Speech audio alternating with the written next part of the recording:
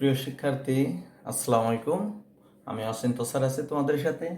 আজকে আমরা অধ্যায় 11 আলো সম্পর্কে বিস্তারিত আলোচনা করব। মেয়েরা, আজকে খেয়াল করো, আমি এখানে কয়েকটি চিত্র এঁকেছি। চিত্র আলোর প্রতিফলন, চিত্র আলোর প্রতিসরণ। প্রথমেই আমরা আলোর প্রতিফলন সম্পর্কে জানব। আলোর প্রতিফলনটা কি, কিভাবে আলো প্রতিফলিত হয়? আমরা বাস্তব জীবনে দেখেছি যে আয়নার উপর যদি সূর্যের আলো পড়ে তাহলে দেখা যাচ্ছে এটা বাধা পেয়ে কোথাও ফিরে যায়। এটাই হইতেছে আলোর প্রতিফলন। তো আমরা দেখি চিত্রের মাধ্যমে আলোর প্রতিফলনটা। দেখো এইখানে চিত্রে এ ও একটি আপতিত রশ্মি, চিত্রে এ ও আপতিত রশ্মি এবং ও বি প্রতিফলিত রশ্মি, অর্থাৎ আর এক্স ওয়াই হইতেছে এখানে বিভেদ তল। তাহলে যে তলের উপর পড়ে আলো এসে সেটাকে বলা হয় বিভেদ তল। অর্থাৎ এখানে যদি সূর্য হতো, সূর্য থেকে আলো এসে কোথায়, সূর্য থেকে এও রশ্মি এসে এক্স ওয়াই বিভেদ তল, এক্স ওয়াই বিভেদ তলে এখানে কি হতে পারে, আয়নার মতো হতে পারে। তাহলে এক্স ওয়াই বিভেদ তলে এ ও আলো রশ্মি এসে পড়ে কত ওবি পথে প্রতিফলিত হয়। তাহলে এই রশ্মিকে বলা হবে এটা আপতিত রশ্মি, আপতিত রশ্মি। আর যেটা বাধা পেয়ে ফিরে যায় সেটা বলা হবে প্রতিফলিত রশ্মি, প্রতিফলিত রশ্মি। এবং যে বিন্দুতে পড়ে সেই বিন্দুকে বলা হবে আপতন বিন্দু, আপতন বিন্দু। প্রিয় শিক্ষার্থী, তাহলে খেয়াল করো, এখানে এ ও আপতিত রশ্মি, ও বি প্রতিফলিত রশ্মি এবং এক্স ওয়াই হলো বিভেদ তল। যেহেতু ও বিন্দুতে এসে পড়ে তাহলে ও বিন্দু হচ্ছে আপতন বিন্দু, আর আপতন বিন্দুতে অঙ্কিত লম্বকে বলা হবে অবিলম্ব। তাহলে এন ও এন প্রাইম এটা হলো অবিলম্ব। আমি এটা কেটেও দিতে পারি, এটাকে আমার প্রয়োজন নেই। তাহলে এ ও এন হলো অবিলম্ব। সুতরাং অবিলম্বের সাথে আপতিত রশ্মির যে কোণ তৈরি করে তাকে বলা হবে আপতন কোণ। তার মানে এই কোণটাকে বলা হবে আপতন কোণ। প্রিয় শিক্ষার্থী, আপতন কোণকে আমরা আই দ্বারা প্রকাশ করি এবং প্রতিফলিত রশ্মি অবিলম্বের সাথে যে কোণ তৈরি করে তাকে বলা হয় প্রতিফলন কোণ। তার মানে এই কোণটা হবে প্রতিফলন কোণ।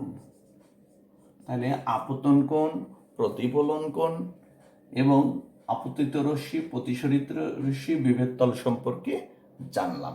এবার আসো আর একটা বিষয়, এখানে আলোর প্রতিফলন, এর পরবর্তী চিত্রে আমি দেখিয়েছি আলোর প্রতিসরণ। আলোর প্রতিসরণটা কি?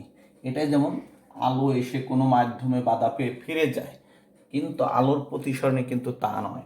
আলোর প্রতিসরণের ক্ষেত্রে দেখা যাচ্ছে যে এইখানে আপতিত রশ্মি এসে এটা কোনো একটা স্বচ্ছ মাধ্যমে যদি পড়ে সেই মাধ্যমটা ভেদ করে আলো কি হয়, চলে যায়, অর্থাৎ ভেদ করে যায়। এটা যেমন বাধা পেয়ে ফিরে গিয়েছে কিন্তু এটা একদম ভেদ করে চলে যায়, অর্থাৎ প্রতিসরিত হয়। তাহলে এটা আপতিত রশ্মি আর এটাকে বলা হবে প্রতিসরিত রশ্মি। প্রতিসরিত রশ্মি, তাহলে আপতিত রশ্মি আর প্রতিসরিত রশ্মি। আপতিত রশ্মি অবিলম্বের সাথে যে কোণ তৈরি করে এটার নাম হলো আপতন কোণ, আপতন কোণ। আর প্রতিসরিত রশ্মি অবিলম্বের সাথে যে কোণ তৈরি করে তাকে বলা হবে প্রতিসরণ কোণ। এটাকে বলবো আমরা প্রতিসরণ কোণ। আচ্ছা, তদ্রূপ তাহলে আপতন কোণ, প্রতিসরণ কোণ, আপতিত রশ্মি, প্রতিসরিত রশ্মি ইত্যাদি সম্পর্কে জানলাম। তাহলে এখানে আর একটা বিষয় তোমাদের মনে রাখতে হবে, আলো আসলে যখন এক স্বচ্ছ মাধ্যম থেকে অন্য স্বচ্ছ মাধ্যমে প্রবেশ করে তখন কিছু সে নিয়ম মেনে চলে। যেমন এখন নিয়মটা কি বলতে পারো, যে আলোক রশ্মি দেখা যাচ্ছে যে, আমি একটু পরিষ্কার করে দিই এটা, তাহলে আরো ভালো বোঝা যাবে। দেখো, আলোক রশ্মি যখন হালকা মাধ্যম থেকে ঘন মাধ্যমে প্রবেশ করে তখন তখন কি হয়, এটা যেহেতু প্রতিসরিত রশ্মি, তাহলে আলো হালকা মাধ্যম থেকে ঘন মাধ্যমে প্রবেশ করলে এটা ওই প্রতিসরিত রশ্মি অবিলম্বের দিকে বেঁকে আসে। প্রিয় শিক্ষার্থী, তাহলে কি বললাম, যদি আলো হালকা মাধ্যম থেকে, হালকা মাধ্যম কেমন হইতে পারে, হালকা মাধ্যমটা হইতে পারে বায়ু, আর ঘন মাধ্যম হইতে পারে কাঁচ। প্রিয় শিক্ষার্থী, তাহলে আমরা হালকা মাধ্যম এবং ঘন মাধ্যমের উদাহরণ হিসাবে দেখতে পারি বায়ু এবং কি কাঁচ। তাহলে আলোক রশ্মি যখন হালকা মাধ্যম থেকে ঘন মাধ্যমে প্রবেশ করে তখন এটা কি করে, এটা অবিলম্বের দিকে বেঁকে আসে। প্রিয় শিক্ষার্থী, তদ্রূপ এটা যদি কাঁচ হয়, কাঁচ মাধ্যম, আর এটা ঘন মাধ্যম, আর হালকা মাধ্যম হইতেছে বায়ু। তাহলে হালকা মাধ্যম যদি বায়ু হয় তাহলে এক্ষেত্রে আলোক রশ্মি যখন ঘন মাধ্যম থেকে হালকা মাধ্যমে প্রবেশ করবে তাহলে এটা অবিলম্ব থেকে কি হয়ে যাবে, দূরে সরে যাবে। তাহলে আলোক রশ্মি এক স্বচ্ছ মাধ্যম থেকে অন্য স্বচ্ছ মাধ্যমে প্রবেশ করলে তাহলে তার গতিপথটা দিক পরিবর্তিত হয়। গতিপথের এই দিক পরিবর্তনকেই বলা হবে আলোর প্রতিসরণ। আমি নিচে সংজ্ঞাটা লিখেছি, দেখো প্রিয় শিক্ষার্থী, এর সাথে মিল রেখে। তাহলে কি আলোর প্রতিসরণ, আলো যখন এক স্বচ্ছ মাধ্যম থেকে অন্য স্বচ্ছ মাধ্যমে প্রবেশ করে তখন এটি তার গতিপথের দিক পরিবর্তন করে। আলো রশ্মির এই দিক পরিবর্তনই হলো আলোর প্রতিসরণ। তাহলে প্রিয় শিক্ষার্থী, তাহলে দেখো এইখানে এসে কিন্তু আলো তার দিক পরিবর্তন করছে। দিক পরিবর্তন কিভাবে হয়েছে, হয় অবিলম্বের দিকে এসেছে অথবা অবিলম্ব থেকে কি হয়ে গেছে, দূরে সরে গেছে। তাহলে এই যে যে ঘটনা, এটাকেই বলা হবে আলোর প্রতিসরণ। তাহলে আলোর প্রতিসরণের বাস্তব কিছু প্রয়োগ আমরা এবার খেয়াল করব। দেখো, এটা পরিষ্কার করে দিই। তাহলে বাস্তব প্রয়োগ কি, বাস্তব প্রয়োগ হচ্ছে যখন আমরা দেখি যে একটা পাত্রে যদি আমি পানি রাখি, যেমন মনে করো এই একটা পাত্রে পানি রাখলাম,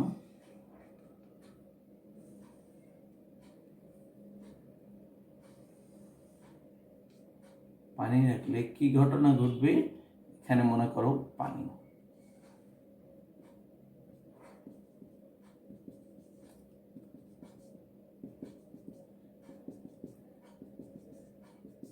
রাখলে এখানে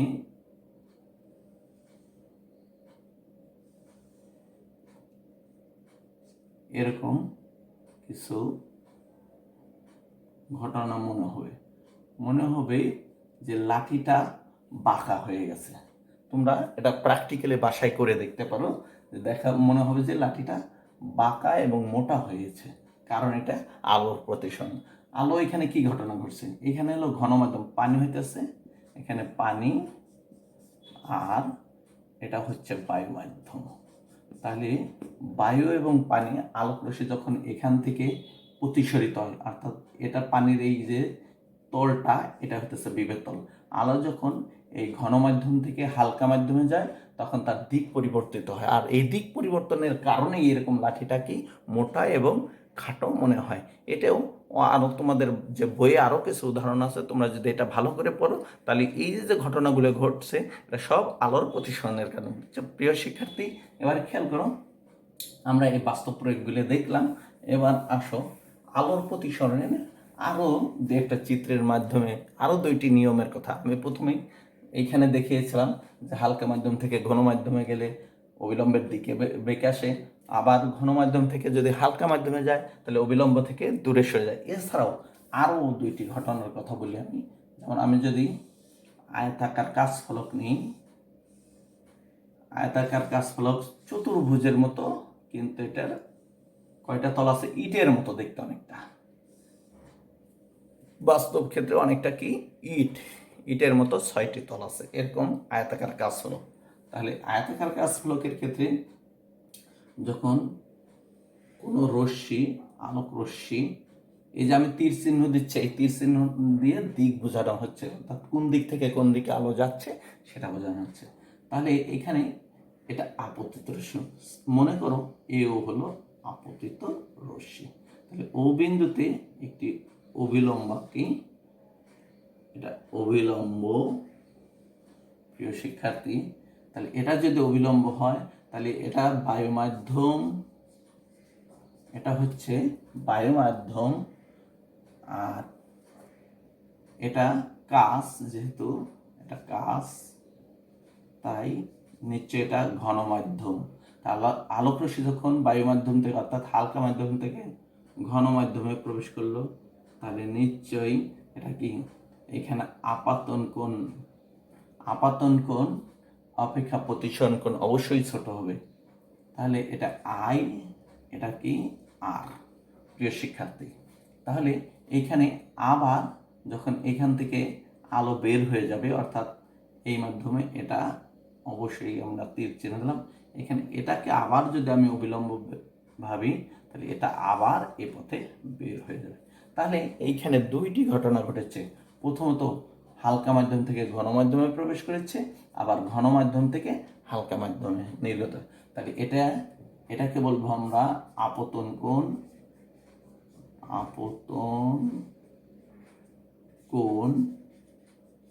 আর এটাকে বলবো আমরা নির্গত কোণ। এটাকে যদি আর ধরি, নির্গত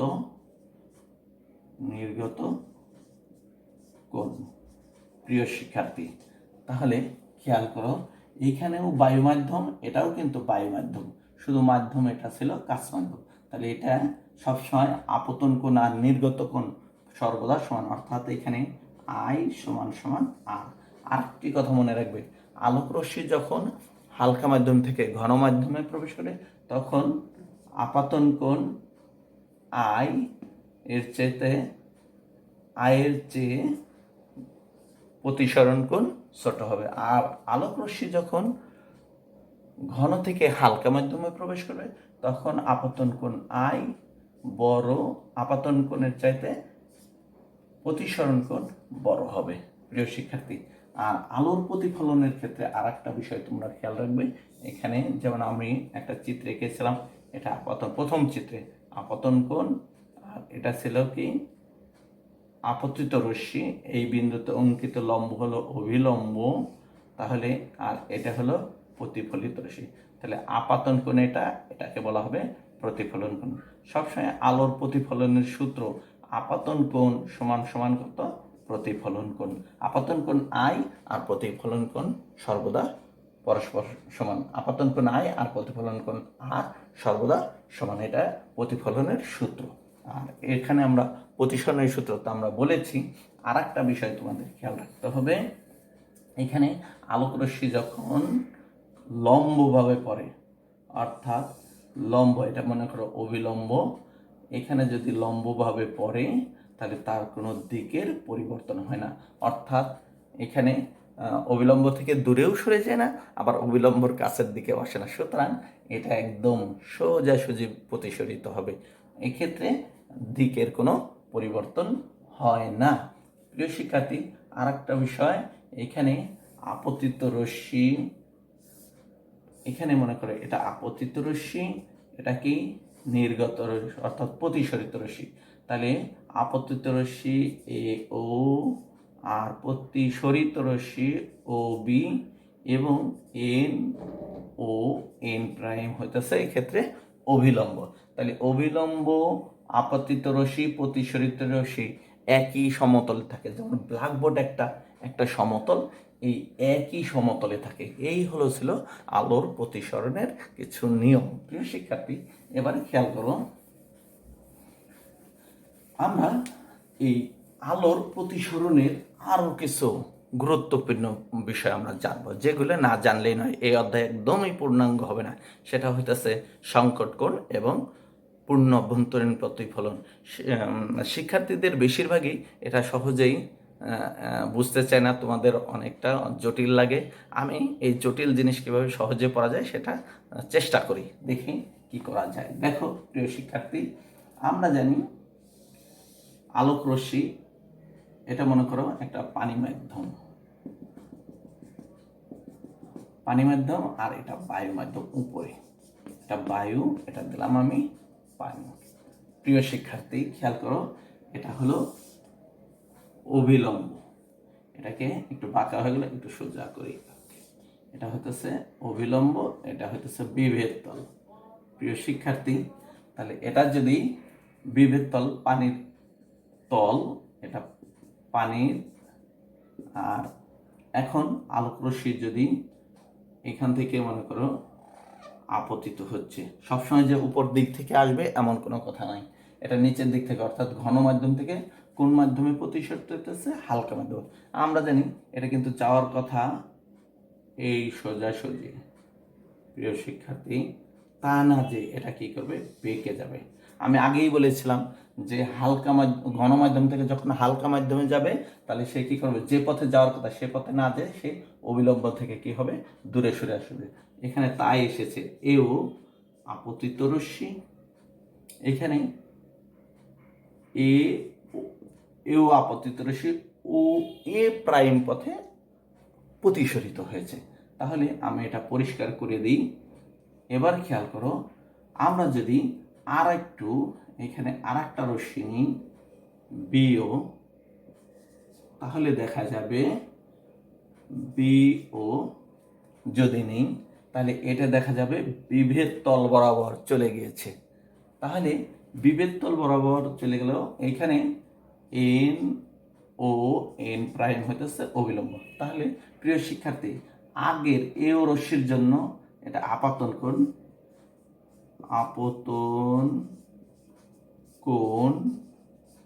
কোনটি? আপতন কোণ এ ও এন প্রাইম, আর তার জন্য এও রশ্মির জন্য প্রতিসরণ কোণ ছিল এন ও এ প্রাইম, এবং প্রতিসরণ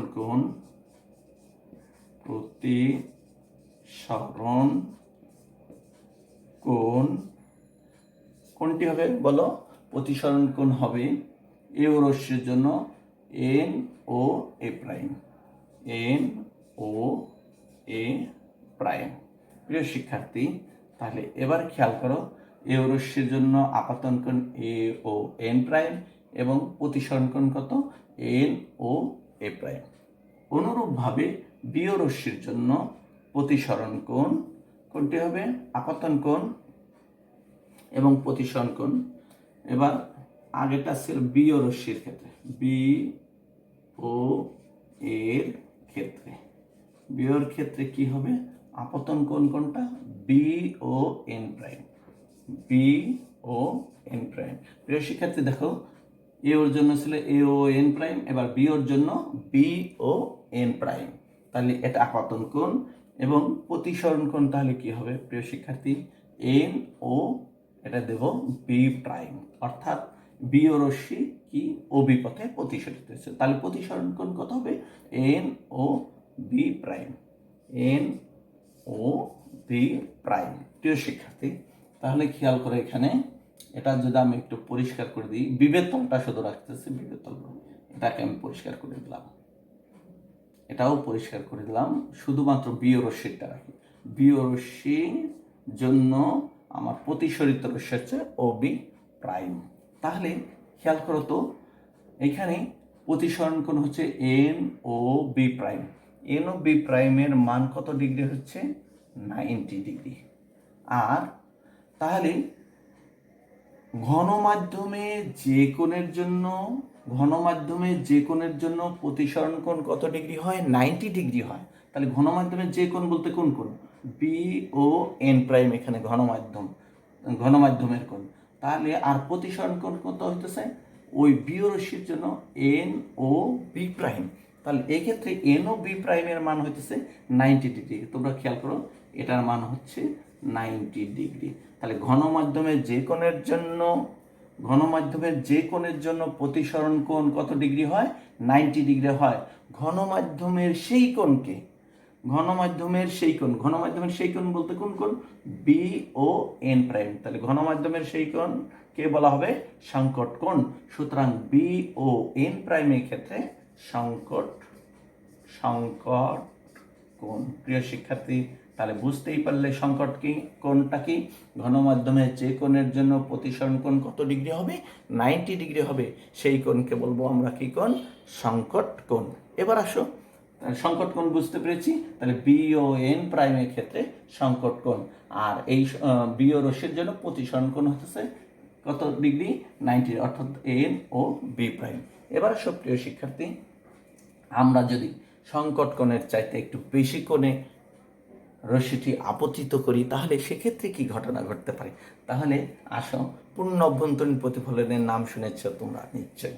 এক্ষেত্রে কি ঘটনা ঘটে? এখন বিয় রশ্মির জন্য আমি দেখেছিলাম প্রতিসরিত রশ্মি বিভেদ তল বরাবর চলে যায়। এবার এখান থেকে যদি একটু বাড়িয়ে, কোণের পরিমাণ বাড়িয়ে সিও রশ্মি দিই, অর্থাৎ এটাকে আমরা বলবো সিও রশ্মি, তাহলে আমরা দেখেছি এদিকে আপতন কোণ যদি বেড়ে যায়, প্রতিসরণ কোণও কি হয়ে যাবে? বেড়ে যাবে। তাহলে এই প্রতিসরণ কোণ আগে বিওর জন্য ছিল ওবি, অর্থাৎ বিভেদ তল বরাবর যাচ্ছে। এবার যেহেতু ঘনমাধ্যমে কোণটা সংকট কোণের চাইতে একটু বেশি কোণে নিয়েছি, এবার কি করবে? প্রতিসরিত রশ্মি এবার প্রতিসরিত না হয়ে কি করবে? ওই আলোর প্রতিফলনের নিয়মে যে মাধ্যমে যাবে সেই মাধ্যমে আবার কি হবে? ফিরে আসবে। অর্থাৎ কত? সিও পথে গেছে, এবার ওই হালকা মাধ্যমে জানে আবার ঘন মাধ্যমেই ফিরে আসছে, তাহলে কত? ও সি প্রাইম পথে ফিরে এসেছে। সুতরাং এখানে এই ঘটনাকে বলা হবে পূর্ণ অভ্যন্তরীণ প্রতিফলন। তাহলে পূর্ণ অভ্যন্তরীণ প্রতিফলন ঘটার জন্য কয়েকটি শর্ত। এক, আলোক রশ্মি অবশ্যই ঘন মাধ্যম থেকে হালকা মাধ্যমে যেতে হবে, আর এক্ষেত্রে তাই গিয়েছে। ঘন মাধ্যম থেকে আমরা হালকা মাধ্যমে যাওয়ার জন্য চেষ্টা করেছি, কিন্তু তা যায়নি। সংকট কোণের চাইতে বেশি কোণে দিয়েছি, এটা কি করছে? আবার সেই মাধ্যমেই ফিরে এসেছে। অর্থাৎ ঘন মাধ্যম থেকে হালকা মাধ্যমে যেতে হবে, আর সংকট কোণের চাইতে কি বেশি কোণে আপতিত হলে সে ওই প্রতিসরিত না হয়ে প্রতিফলনের সূত্র অনুযায়ী সে আবার কি করবে? প্রথম মাধ্যমেই ফিরে আসবে। এখানে তাই এসেছে, যেমন সিও রশ্মি এখানে হালকা মাধ্যমে না যে ওসি পথে, অর্থাৎ ও সি প্রাইম পথে ফিরে এসেছে। দেখো, যে মাধ্যম থেকে গেছে সেই মাধ্যমেই আবার ফিরে আসছে। সুতরাং এটি অবশ্যই কি? পূর্ণ অভ্যন্তরীণ প্রতিফলন। পূর্ণ অভ্যন্তরীণ প্রতিফলন। তাহলে আমরা কি বললাম? আলোক রশ্মি যখন সংকট কোণের চাইতে বেশি কোণে আপতিত হয় এবং এটা প্রতিসরিত না হয়ে কি প্রতিফলনের সূত্র অনুযায়ী আবার প্রথম মাধ্যমেই ফিরে আসে, অর্থাৎ ঘন মাধ্যমেই ফিরে আসে, এই ঘটনাকে বলা হবে পূর্ণ অভ্যন্তরীণ প্রতিফলন। প্রিয় শিক্ষার্থী, এখানে সিও রশ্মি আপতিত রশ্মি এবং ও সি প্রাইম প্রতিফলিত রশ্মি, সুতরাং এটা পূর্ণ অভ্যন্তরীণ প্রতিফলন। তাহলে প্রিয় শিক্ষার্থী, আমরা বুঝতে পারলাম সংকট কোণ কি, পূর্ণ অভ্যন্তরীণ প্রতিফলন কি। আসো এ বিষয়ে তোমাদের একটি হোমওয়ার্ক দিই, তাহলে তোমরা অবশ্যই এই হোমওয়ার্কটি বাসায় করবে। হোমওয়ার্কটি আসো আমি একটি চিত্রের মাধ্যমে দেখাই। এটা এটা এটা অবশ্যই ঘনমাধ্যম, এটা হালকা মাধ্যম। তাহলে আলোক রশ্মি যখন এখানে যাচ্ছে, অর্থাৎ ঘন মাধ্যম থেকে হালকা মাধ্যমে যাচ্ছে, তাহলে অবশ্যই বিভেদ তল থেকে অবিলম্ব থেকে দূরে সরে গেছে। এবার আরেকটি রশ্মি এখানে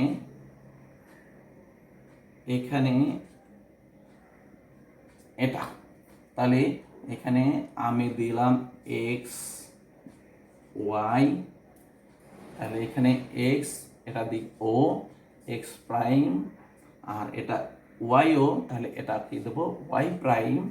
এবার এটা কিন্তু আমি আর দিয়ে দেব না, অর্থাৎ এটা জেড হলে তোমাদের এটাই হলো আমার উদ্দীপক। এটা কি করবে প্রিয় শিক্ষার্থী? HW করবে, অবশ্যই করবে। এবার আসো প্রশ্ন, সংকট কোণ কি? সংকট কোণ কি? সংকট কোণ কি? খ নম্বর, আলোর প্রতিসরণের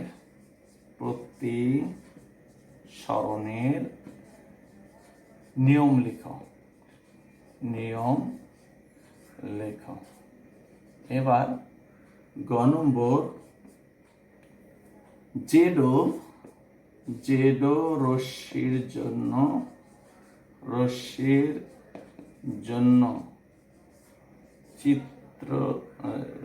জেডো রশ্মির জন্য কি ঘটনা ঘটবে?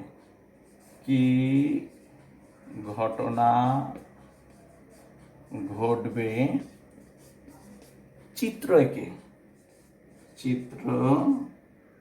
একে বর্ণনা করো। প্রিয় শিক্ষার্থী, আরেকটি প্রশ্ন। এবার এটা মনে করেছিল পানি মাধ্যম, অর্থাৎ ঘন মাধ্যম হিসেবে পানি দিলাম, আর হালকা মাধ্যম হিসেবে দিলাম বায়ু। এবার যদি মাধ্যমদ্বয় বিনিময় করা হয়, ঘ নম্বর প্রশ্ন হচ্ছে, যদি মাধ্যমদ্বয় বিনিময় করা হয়, অর্থাৎ এই পানি মাধ্যম যাবে উপরে আর বায়ু মাধ্যম আসবে নিচে, কিন্তু আলোক রশ্মি কিন্তু একই ঘটনা, অর্থাৎ এই নিচের দিক থেকেই যাবে। এবার আমি এটা একটু পরিষ্কার করে দিই, ঘ নম্বর প্রশ্নটা উপরে লিখি। ঘ নম্বরে তাহলে যদি, প্রিয় শিক্ষার্থী তাহলে খেয়াল করো, যদি মাধ্যম দ্বয় বিনিময় করা হয় তাহলে কি একই ঘটনা ঘটবে? তাহলে কি একই ঘটনা ঘটবে?